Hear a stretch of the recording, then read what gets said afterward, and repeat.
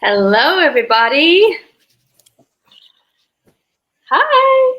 Hi. I am so excited that all of you were able to join this panel today. I know it's a Saturday, it's the weekend.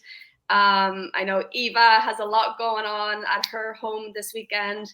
And I just want to say thank you so much for joining, and thank you to everybody that has come in to watch. So welcome to the GameHERS panel, where we will be discussing inclusivity in youth gaming through the years, how it has changed, what's not changed, and all those good things. Gaming Live is presented by Healthysexual from Gilead Sciences, and the Community Zone is sponsored by Remag, which is a new place to connect with gamers in your community. So thank you to both of them, for their support in making this happen.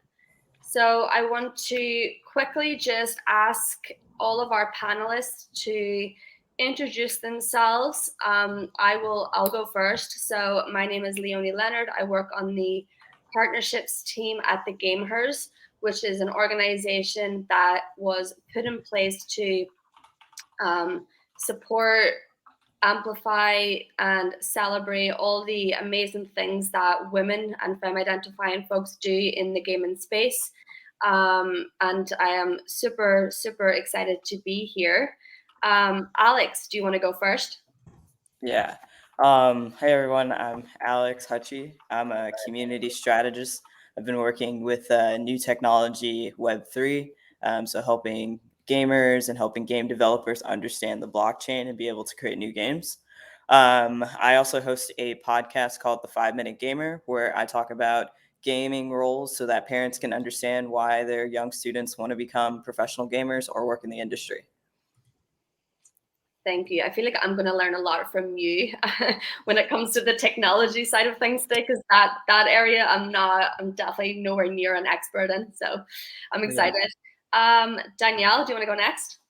Yeah, thank you so much for having me. I am Danielle Rourke. I am a gaming culturist and have my own consulting LLC, but will soon be the National Esports Manager at a CDW, hopefully starting next week. So very, very grateful to be here and to be a part of this group. Thank you. I am so excited that you're joining the CDW team. I am really good friends with Doug and Jen over there, and I just think that you're like the perfect fit. So I'm excited to see how that goes. Me too. We're going to take the world by storm. I know, right?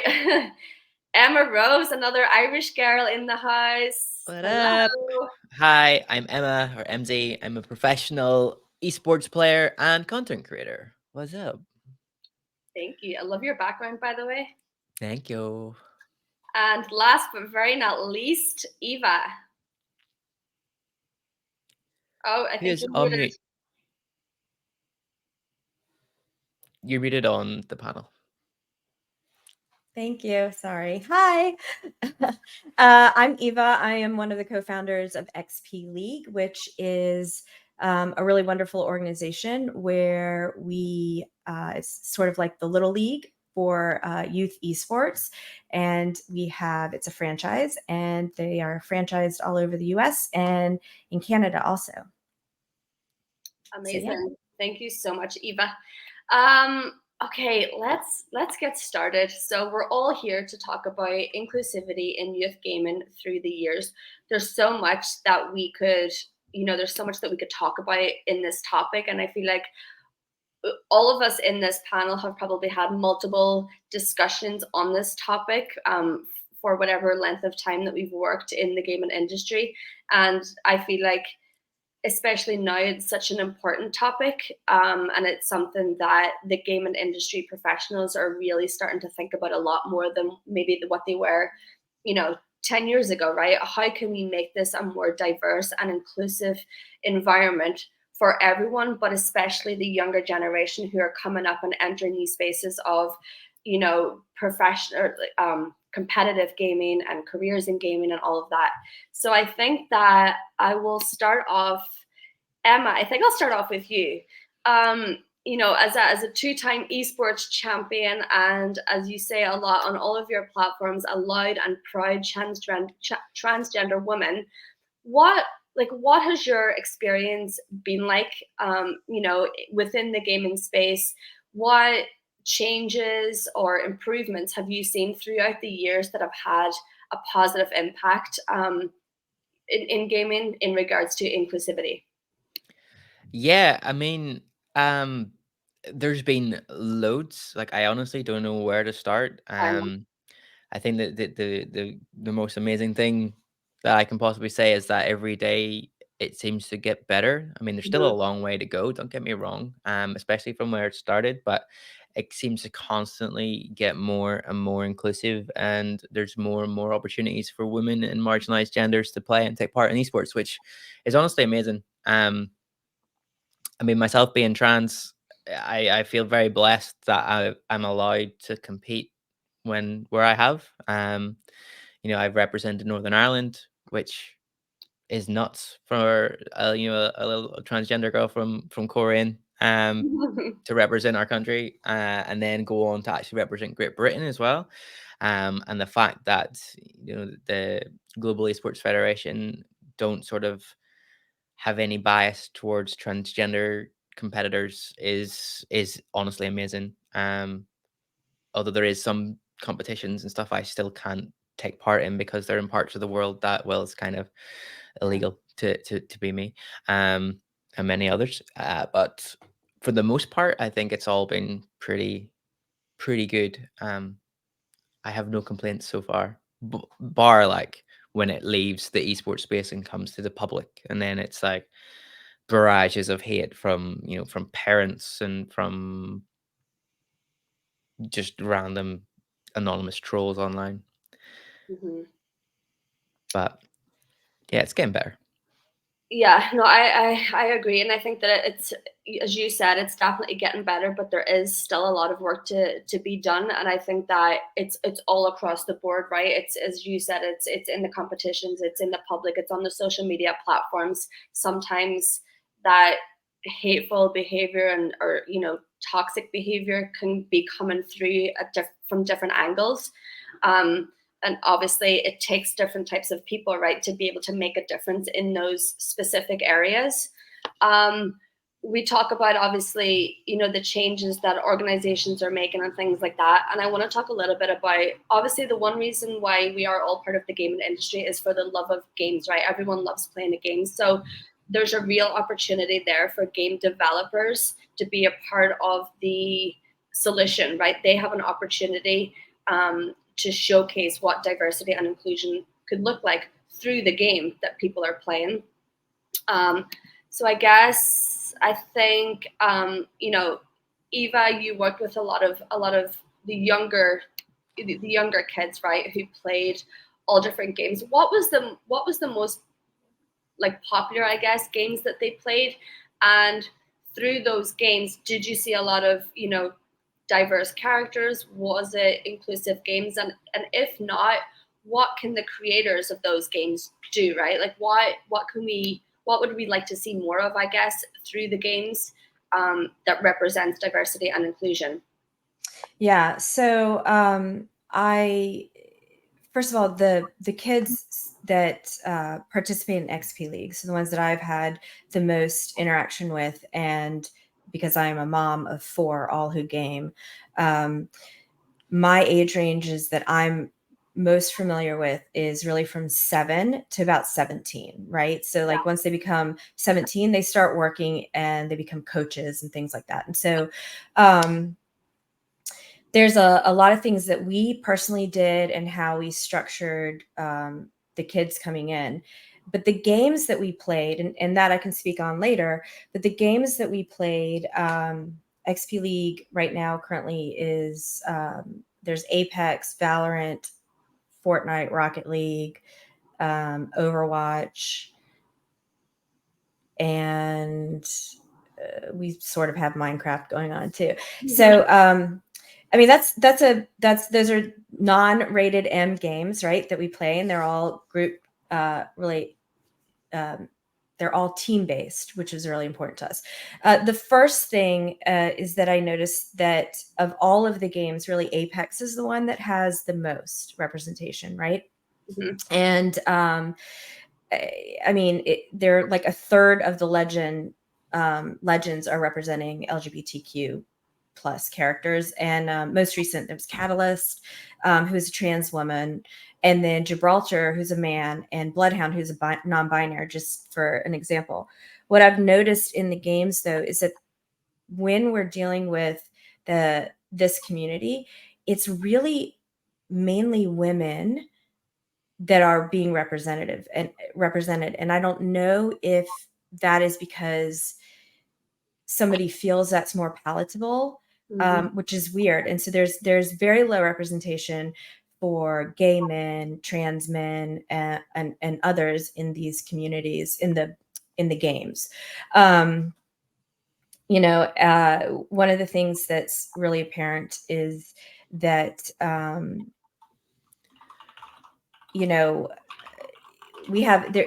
They say that there was a study that just came out within 30 countries, and they showed that like 1 in 10 people identify as LGBTQ plus. And so why isn't that being represented in all the games across all the boards, even if they're console games, if they're single player games, whatever it is? And so I think that's really interesting. With Overwatch, of course, there's Tracer, which is a character. In Valorant, there's a couple, Raze and Killjoy, both women. I will tell you that Valorant came out with cards, with display cards for of all LGBTQ flags, and it was really cute. My husband uses the non-binary one for our youngest child, and so I think that was really cool. And I don't know. In other games that I'm not as familiar with, like Last of Us, there's Ellie, and she was always represented in the game as being gay. And HBO in its creation of The Last of Us has done a really good job at demonstrating that. So I don't know if I've answered all of your question, but happy to keep talking. But yeah, that's my feelings right now. Thank you. There's a lot of representation in Fortnite as well. They have a few transgender skins. They have different body types, which I think is just as important as well. And yeah. And what I think is really interesting, and this is coming from a mom, is that one of the reasons why we started XP League, it was during COVID and the pandemic, and all of our kids were gaming. And my youngest, who was very, very uncomfortable with who they were, felt very good in being able to be a character, any type of character that they wanted. And so before they figured out that they were non-binary, that was their exploration. That was their entrance into it. So even if a character isn't necessarily a character portraying somebody who's in this community, even a little child being able to be a character of a different gender or switch their characters in a way is helpful. It's certainly not something that I think was intentional for game publishers, but that's just an added bonus for some of the kids. Yeah. And it just shows that something, that maybe they didn't plan for, or maybe that wasn't the target or the goal, that something as small as that can make such a big difference, right, to a child who is going through that. And I also wanted to just add in, Emma, you had some input there as well. And I do want to say that if I ask someone a question on the panel, everyone else feel free to add your input if you agree, or if you want to share anything else, because I think that we want to be able to give the people that are listening today the opportunity to hear, maybe they're interested in what games are doing a really good job at this. So if anyone else has any suggestions of other games that are doing great at this, let us know so that we can share that with everybody listening. Okay, so I think that we've talked about like the game development side of things, right? And we've kind of touched on like how things are going and how things have changed and kind of what's still kind of missing. In terms of the wider community, Danielle, how can we better educate the wider community, the wider gaming community, about the importance of DEI? Like what resources or organizations would you recommend to someone that is trying to just learn more about DEI in gaming? Yeah, I would say it's something great to do as a part of the gaming and esports clubs that are in middle schools and high schools and colleges and universities. the thing that I always talk about with schools of every age range is that they have this incredible opportunity. They have teachers and they have coaches who hopefully have been trained in social and emotional learning skills and in ways to help students understand what being an active bystander is about and how important that is. So schools and teachers and these gaming clubs and esports clubs, they have an incredible opportunity to really help kind of set some of the guidelines or the expectations about this is acceptable behavior or language, this is not acceptable behavior and language, and why, and put yourself in that person's shoes, and be a good ally. If you're not identifying as that particular gender or identity, like put yourselves in their shoes, and how would that feel to get that kind of feedback back to you? And so I think schools are an incredible place to be able to start to build that empathy and that understanding, and recognizing that we can all play together. And that's one of the great things about playing video games and being in esports, is that it's open to absolutely everybody. So I am a firm believer that diversity, equity, and inclusion, training and ideas and discussions definitely belong in those kinds of clubs and organizations. I would also take a look at just some of the other things that are out there. So I don't know, I'm sure everyone's probably seen those videos where it has like the male allies or the male identifying allies sitting down and playing a game, but they've given them the voice changers to where they have maybe a higher pitched voice or a more femme sounding voice, or just a completely neutral voice. And then they have them play the games, or they have them go in and play as female or non-binary characters, and they see the kind of feedback and they experience that firsthand. And so they're able to be like, wow, how can anyone play like this? How can anyone concentrate when this kind of stuff is getting thrown at you? So I think more productions of those kinds of events, and just opening the eyes of especially the people who don't realize what a challenge it is and how much it impacts the gameplay. And then events like this, like Gaming Live and other events where you're encouraging the voices of sometimes marginalized groups of people to speak up and to speak out and to share their stories.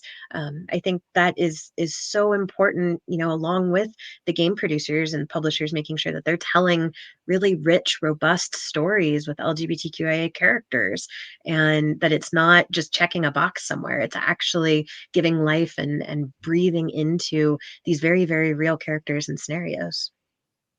Yeah. I just love everything that you just said, and especially that last point about it's not just about ticking a box, right?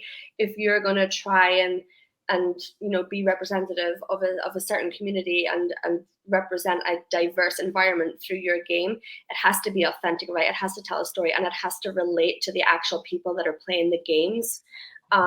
So usually, talking to the people in that community as well, and using their experiences to then create the content for the game is so important. You started off by talking about education, and this is something that we talk about a lot. Where we launched a collegiate program last year, and the whole goal of that is to try and help colleges and universities increase the female representation on campus. And what's really important to us is obviously that's going to benefit, right, young females that are entering into the gaming space, but it's also going to just be a general step forward in letting students experience playing together alongside each other, so then when they do enter these competitive gaming spaces, right, and if it's a young kid, college kid, or young adult even, male identifying, that's playing against a femme identifying person, it's not like, oh, like I need to win this, like the typical kind of behavior that happens, oh, I can't be beaten by a girl, back to the kitchen, like those type of comments are, it's a learned behavior, right? They're hearing it and they're copying it. Whereas if they're just playing with different genders on a daily basis, whether it's in school or at their esports clubs, it's just the norm, right? And it's not going to be different for them or feel weird. And hopefully that it kind of helps prevent that kind of toxic behavior that we hear about a lot in the gaming space. I do want to add to that real quickly, if you don't mind. So, gaming is a like zero threshold entry, right? Like anybody can. Right. And I think the best way to set up a real movement forward and a positive movement forward is to really start educating kids now and making sure that they kind of, as they grow within gaming and how active they become with it, they really learn that they have a responsibility to be a good steward of the sport or of the um, pastime, and make sure that we really train. It does start with training, and like Danielle was saying, making sure that the coaches, the teachers, the the people that can best help these kids learn how to do this, they need to be trained well, and they need to do it well. I mean, we had I've it's not just what your gender is, it's not just what how you identify, it's also kids that are very, very have no problems physically, and some kids that do have a lot of problems physically, and it is an equal playing field. And the best way to kind of break down some of these barriers is to have kids be part of things with people that they are not the same as, right? So what you were saying, having that voice changer, doing that, trying to feel and be part of it. And I think it's really in the hands of the educators and the older kind of crowd to make sure that we're training these next gen to be a better place, right? It needs to be a better place than what it is now. Yeah, I totally agree. And giving kids the experience of playing alongside other kids that are different to them in many different ways, right? Like we all look different. We all have different abilities. We all have different feelings. And it's really important for kids to be aware that, it's okay to be different, right? You don't have to be the same as everybody else. You are yourself, and you should be proud to express yourself how you feel, with what you're comfortable and what you feel in your heart. All right, so we've touched a little bit on the education side of it, in the wider community side of it. Alex, the big topic, the role of technology. So you've done a lot of work in Web3. I know you were a community manager in that space. And obviously, as time goes on, technology is advancing at a rapid pace. I mean, there's technology now that we have access to that we could only ever dream of as kids. Like these kids are so lucky these days to be able to use all these different things and play all these different games that we never could have even imagined when we were younger. What do you think the role of technology and technological advancements play in the role of making a more accessible and inclusive gaming environment? Yeah, I think we all brought up some really great points about empathy and awareness. I hope that technology can continue to create those environments for students to learn in different scenarios. I think that is very important to build that resilience of like can't be beaten by a girl or can't be beaten by a boy, but really understanding competition in a healthy way and how to challenge yourself and to become a resilient adult as you grow up.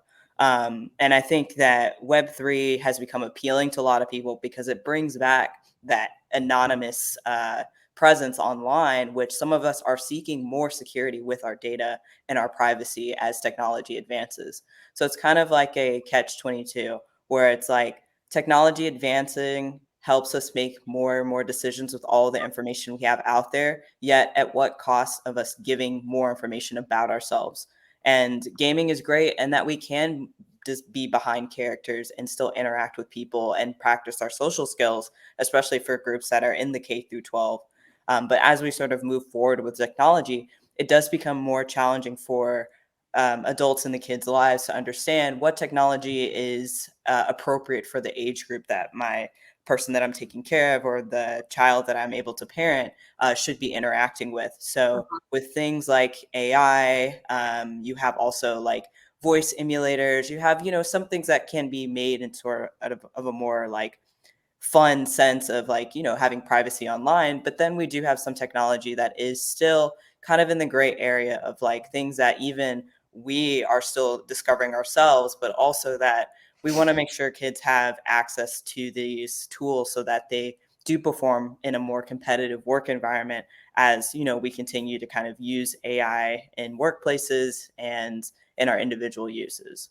But I think above all, it is about empathy, especially being a person in community. It is about relating to people, understanding where they're at in their journey online and why they're in a particular group, whether it's to have fun online or in some cases with Web3, it's definitely about financial literacy and learning how to make money online.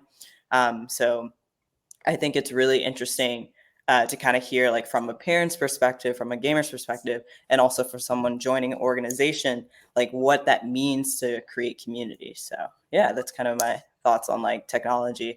I think it's great, but it's also like, how do we prepare as facilitators of community to handle some of the things that might come up about that? Yeah.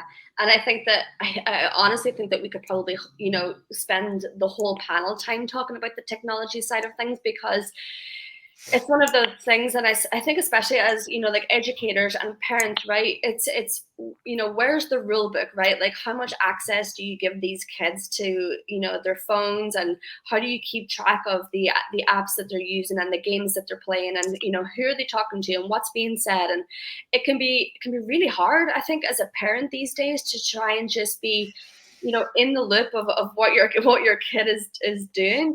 And are they safe? Are they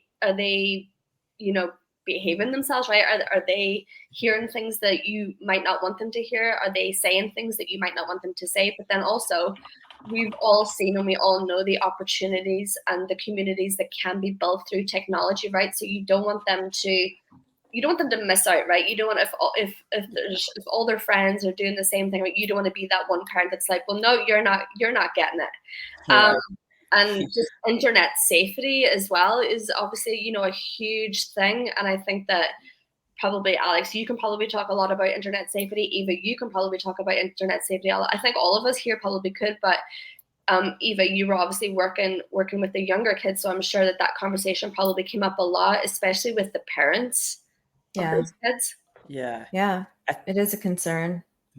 And I think the best part too is like having trusted adults in young people's lives that they feel open to talk about things. That is the environment that we all need to play a part to nurture, because you don't want to scare a kid where they can't talk about what's going on. But it is challenging when maybe they don't have an adult to game online with them. So maybe an after school program is that opportunity to have like adult supervision, and you're still able to participate in some of the new ways to socialize. So yeah, I think that's it's just an age-old question of, is it the parents' jobs to teach things, or is it the school? And that has been around generation after generation on what and whose responsibility it is to teach things. But I think it is great that we all see the importance of building environments and community, so that if there are students that are curious about technology, about being online, and even having an online presence of being like potentially a content creator, I think it's great if they have an adult that they can either see examples of this is how you can be online and be professional, versus just saying like an absolute no or wait until you're older, because that could hold a child back if they do have that ambition to become a content creator at a younger age and potentially set themselves up to get into college pursuing something in that field. So I think it's just a delicate balance, and we have to find a harmony to nurture students that have that enthusiasm, but also educate them rather than scaring them into the future that I hope that they make choices to want to be a part of in a more technology-based world. Yeah.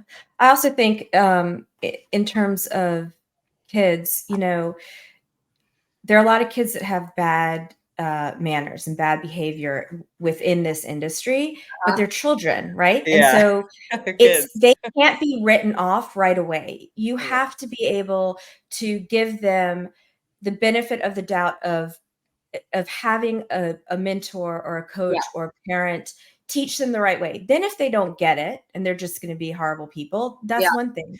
But I think we're very, very quick to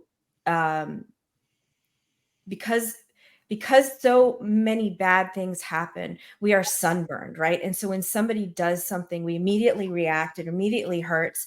And I think the best way to build the culture that we want going forward is to realize and remember that, especially with the youngers, these are kids that you can teach, you can train. And so, making sure that you follow through. Yeah. I think that's really important. Yeah. And yeah, go ahead, Alex. Go ahead. No, yeah. I was going to say there are always going to be some kids that do need a bit more support in other areas besides socializing. And once again, it just takes having adults around to spot those things and communicate to other people on how to support that kid. But it's I should say I'm glad that gaming exists in schools more than it ever has, because it does allow students that may not feel comfortable socializing in sports, like physical contact sports, to still feel a sense of competitive and being on a team. Like that's what it's all about. It's about being on a team. And so the younger we can get people comfortable with that, I think that's really important for students to have that experience growing up. Yeah. And Leonie, I just wanted to touch really quickly on what Eva was saying there. I've worked a lot with higher education, with collegiate students, and there are so many times that those collegiate students are so passionate about creating inclusive environments. They are involved in activism on campus. They are, sometimes out on their own for the first time, having their eyes open to the world, understanding more about the world. And what I've also seen is that they can be such incredible mentors. Not all of them, just like everybody, there's, there are people perhaps that are great mentors, people that are perhaps not yet ready to be mentors, but there are so many opportunities with like the collegiate clubs and the collegiate, whether that's gaming or esports or even tabletop, being able to mentor some of those younger students. So some of the middle school students, some of the high school students, and they can more closely identify with them than they can perhaps teachers or professors or, adults like some of us who are in our upper 30s. And, they can be like, oh, you just recently went through all of this, or, yeah, you went to the same high school I did. How did you deal with some of this stuff going on? And, so I think that that's something too. This panel is about gaming through the ages. Like, it is truly a continuum of, like those of us that have gone before that, have maybe seen so much of the non-inclusive environments, wanting to make a change for the younger generations, but also the younger generations helping themselves make a change in the world. So I think it's so incredibly important for us to recognize that those young people that are becoming adults now, like they just as badly want this to be an inclusive space for everyone. Yeah, I totally agree. And I think that Eva, as you pointed out as well, and Daniel, you touched on it, like these young kids, right? They might say or do things, right, that they've heard or seen other people do, right? Young kids, they make mistakes, right? But they most of the time learn from them. And Eva, you talked about the importance of mentorship. So obviously that mentorship is there to help them realize that they have made a mistake and what they did or what they said is wrong, and talk to them about how it may have made the other person feel. How would it make you feel if someone said this to you or one of your friends or your family members and things like that? But obviously in gaming, and we hear a lot of stories a lot of time. Emma, you talked about a little bit about it earlier, some of the behaviors that have been projected towards you, and a lot of the time these kind of toxic comments and harassing comes from grown adults, right? These are people that they've come through the education system and they're playing in, some of them are just casual gamers, right? Some people are playing in the competitive space. It's happened in workplaces, right? Like there's sometimes comments and things that are made. In terms of like what do we do about it, or like how do we combat online harassment and create safe spaces all around for LGBTQ plus communities? Like Emma, I guess for you, you have experienced it, and some behaviors have been targeted towards you personally. What do you think, just in general, can we do more to prevent that from happening, stop it from happening? Or if someone does it, how do we stop them from doing it again? I don't think currently there's anything that can stop them from doing it again. which is part of the issue. I think a lot of tournament organizers, game designers, IP owners need to do a lot more than they do. They have people's informations. They can't stop them being toxic online. But the best thing we can do is just educate people and teach them why what they say hurts people and what the consequences are. Like, not everyone is going to be as thick-skinned as some of us are. I know for certain there's a lot of things that have been said to me. If I've said to someone else who's maybe earlier on in their their journey is self-discovery, they might go out and do something stupid that they can't take back. And that's why I sort of put myself out there, because I've been through it all. I've been to that level. I've been to the lowest I've possibly ever been, and nothing anyone can say online anymore is going to make me do something as drastic as what I've attempted before in the past. But I think, like, none of it seems to come from actual esports pros. Anyone I've met along the way, any team orgs, management, players, press, everyone seems to be fine. It's once it goes into the wider public, and as you said, it's grown-ups, it's people who should know better, but like to hide behind the anonymity of their keyboard and just feel like they can say whatever they want to say because they're never going to meet this person. And whether that's because they're struggling themselves or they have issues with themselves and their own gender identity or their own sexual identity, or maybe they're being bullied and it's just them latching out. Who knows? But I think as long as you're willing to talk to them and educate them and discuss why what they say hurts and why what they say can have a real impact onto someone's life, and that is not just, an insult in a game, then hopefully that's the only thing we can do to actually improve it. And it's just going to take time, and it's going to take everyone standing up for everyone. It's not something any one person or any one group of people can do. It's literally everyone everywhere has to want to make the change. If you're in a game and if you're playing with me and someone's being rude to me, tell them not to. Obviously, I can stand up for myself. I'm a big girl, right? And No, but be the support. Yes, exactly, absolutely. Be exactly. the You have show that to. it's not tolerated. Exactly. And that's the only way it's ever going to change. Like, everyone has to contribute, and it is going to get better. And the biggest thing we can do is time. And that's all we need is time, and everyone to not be afraid to stand up for decency, I guess. It's like that comment or that quote, right? See something, say something. And I think that is so important, especially when it comes to online, right? Because so much of what is said to people in a toxic way online would never be said to someone's face. And there's people that have had experiences with other people online. And it's just some of the things that are said are so absurd that it's just like, why would somebody ever say that? Like really, really nasty things. And you just know that they would never even dream of saying that to the person's face. So I think that's obviously one of the cons, right, when it comes to gaming, is that it does give these types of people the opportunity to hide behind the keyboard.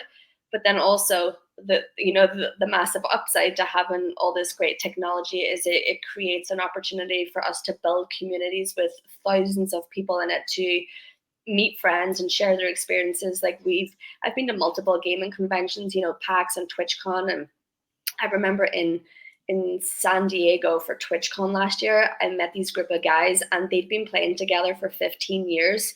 And this was the first time that they all met in person. So it was just like, God, like that's, that's what gaming does. It brings people together, it creates communities, but obviously you've got that side of it as well. I want to open the question up to everyone. I think when we've talked a lot about the current situation and the past and how things have transitioned through the years. I want us to think about the future of gaming. I don't think any of us anticipated the gaming world to be today what it is. If someone had asked us 10 years ago, what does the gaming world look like, we probably wouldn't have said what it is right now, because it's just advanced so much. But in terms of, DEI as a whole, what would you like to see in the gaming industry in the next 5 years? If that's, changes, things that are working really well right now that you hope stay the same. between now and the next 5 years? Alex, do you want to go first? Sure. I would like to see more indie game titles get funded. And I think blockchain has some sort of way of allowing access to capital that some developers may not have had. I don't think it fixes everything, but I do think that if it can be an option, I would love to see more independent game developers arise in the next couple of years. The one thing that I think is going to be the biggest challenge is this Web3s need to be anonymous, because I don't think that encourages community or empathy. I do think that will allow people who choose to have a bit more privacy online to experience that. But I do think that it can be potentially damaging in some communities, having things be too anonymous. So I'm just curious of how technology will kind of shape us, but would love to see more leadership of diverse teams emerge in this space. I love that. Thank you, Alex. Danielle. I would really love to see us not to need femme identifying only teams, especially in competitive esports. It's something that I struggle with in my own heart and mind daily is, I love the fact that we have these all femme teams, because it does create these safer places than, where more female identifying players and competitors will step up and be a part.